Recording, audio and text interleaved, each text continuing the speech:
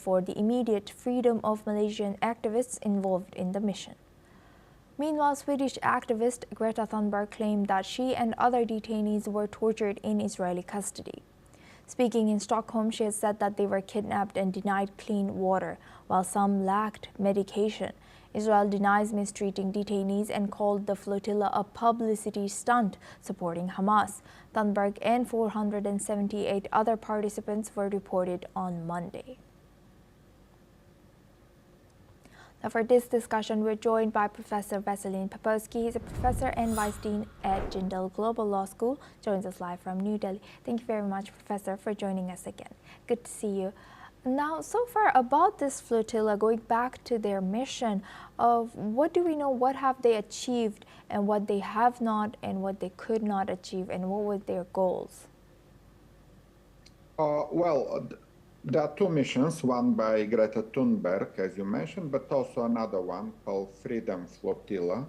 Well, it indicates that all around the world, organizations, mostly humanitarian organizations, aid delivery, food delivery organizations, are worried about the pictures from Gaza and the starvation of the population there.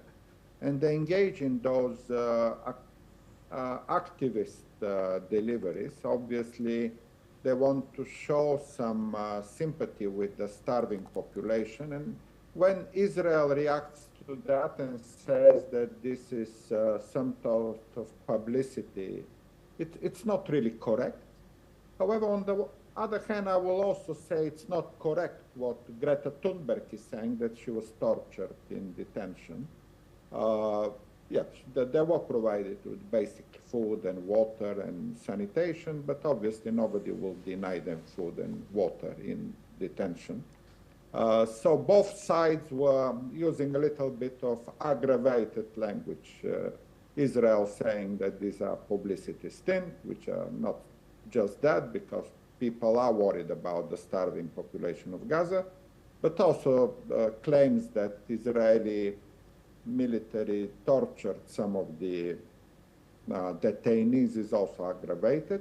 Obviously, the Malaysian Prime Minister and Foreign Ministry is correct to demand the release as soon as possible of everybody who is detained. And most of the people, as I understood from the last hour, were released. So there is, again, not much problem there. Those should be released. They should go back to their homes. Professor, from what we know, why are they still being held in Israel, such as the Malaysian people who were in this flotilla? Yes, I understand that they will be deported.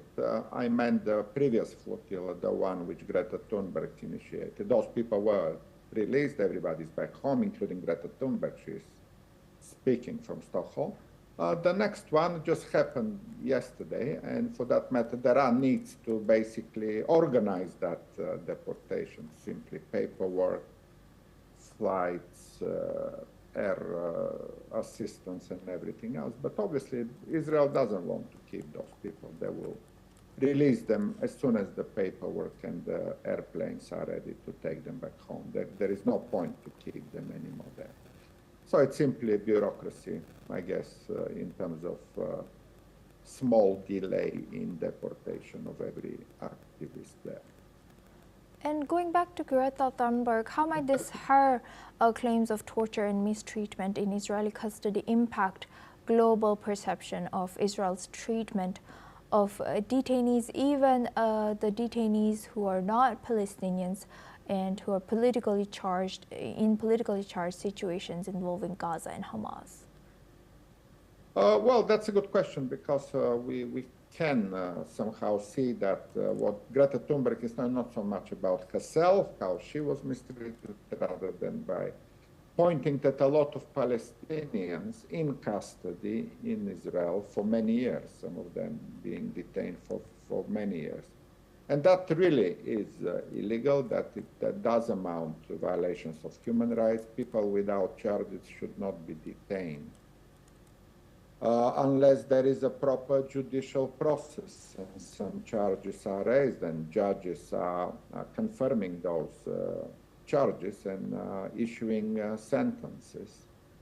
But simply detaining people for longer than a day or two is already unacceptable. And on that, I think the message from those detentions is that Israel should do better, let's put it this way, in quickly deciding each case individually. If necessary to detain longer, they need to have a judge approval for that.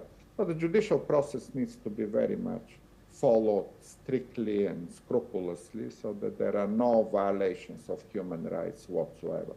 And the violations are about illegal detentions and about unfair trial, and often these are raised by many. And again, the excuse usually Israel says is that we are in emergency, we are in a war situation. Moreover, with the second anniversary of the 7 October attack yesterday, it's also kind of part of the whole picture of accusations, both sides. On one hand, Israel accuses the entire world of not being enough sympathetic to the situation of the hostages. On the other hand, its own treatment of Palestinians is similarly brutal. Yes, with that, I would like to thank Professor Popovsky for